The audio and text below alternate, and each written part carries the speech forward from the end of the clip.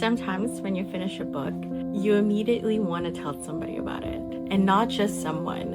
It's usually a specific person. I read a novel recently that made me realize how those people shape our reading lives. It made me realize something about readers that I was never really able to put into words before.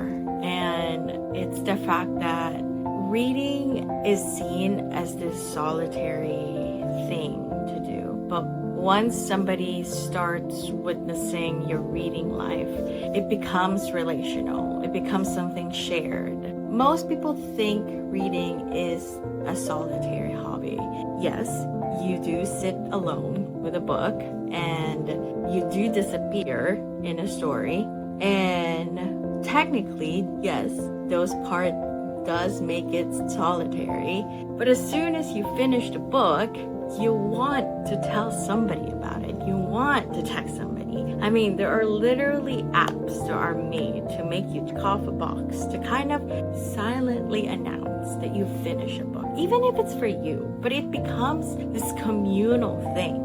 Mid-read, you want to express yourself. You want to freak out with somebody. Whenever you read a twist, you kind of want to scream with someone.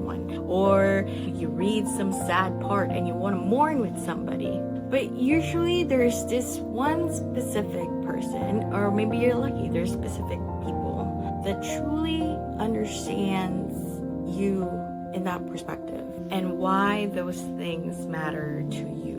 The novel that made me think of this is called This Book Reminds Me of You by Libby Page. And the story follows the reader when her husband passes away and he leaves her with one more gift. And it's a year of books, one for each, and because it reminded him of her. And these are the stories that he knew that she would need or would want when he's gone. At first, I thought that the books were just a sentimental premise, but I realized that the books were more than just a symbolic gesture. They were the actual structure of the story, which this book much more depth. Each book pushed her into a new space into her life.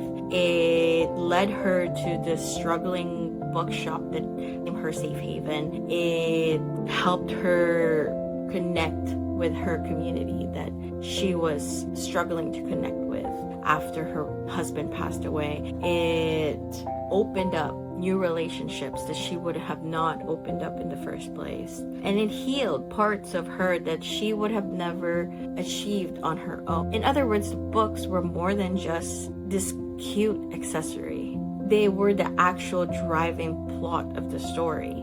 But it actually was doing something more emotionally. Each of the books showed how much her husband loved, cared, and understood her. He knew her values.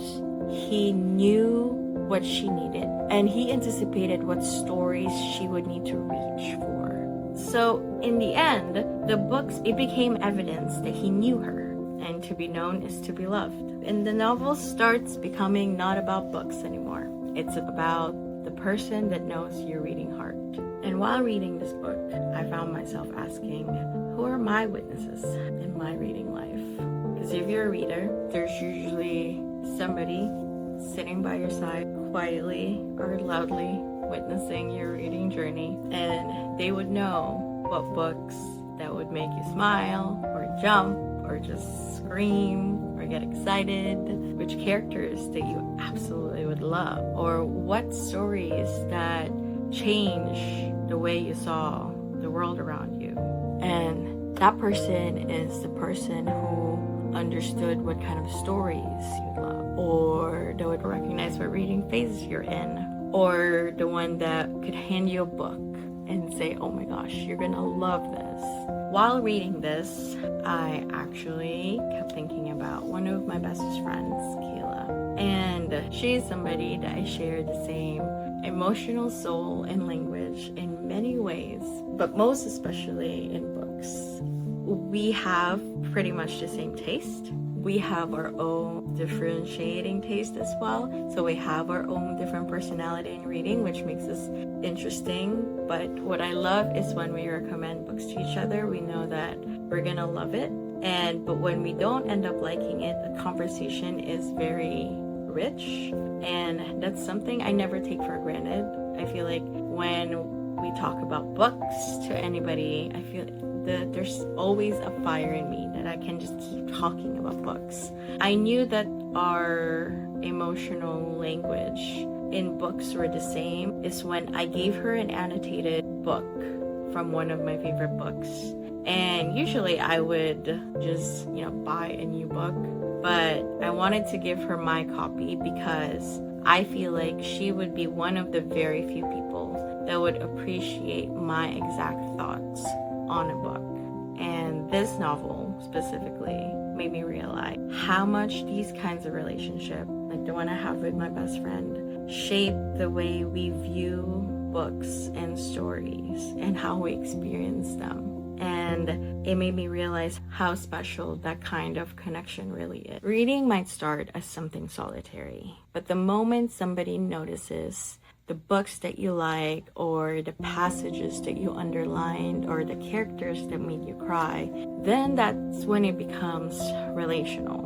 And books starts as pages, but the moment someone understands why those pages become so important to you, they become something else. They become connection. Maybe that's why this story resonates so much with readers, because we have that someone who understands the language of books that makes us who we are. Maybe that's the quiet invitation of this story, to really notice the people in our reading life. Because if you're a reader, you know that trail really matters. So I give this book to you, and I hope that you'll love it as much as I do. Good night.